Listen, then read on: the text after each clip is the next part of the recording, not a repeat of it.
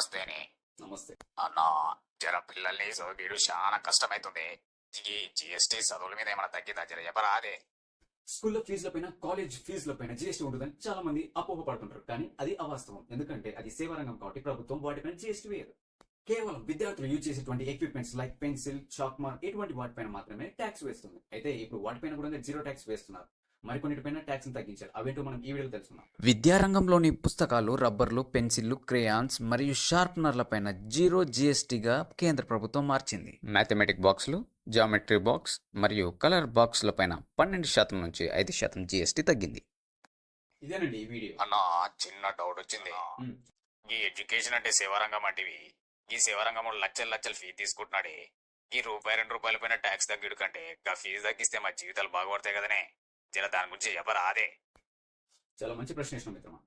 మీకు కూడా ఇలాంటి ప్రశ్న మీ మైండ్ వచ్చినా అయితే మీ అభిప్రాయాన్ని తప్పకుండా కామెంట్ చేయండి. మేము ఎదురు చూస్తూ ఉంటాం.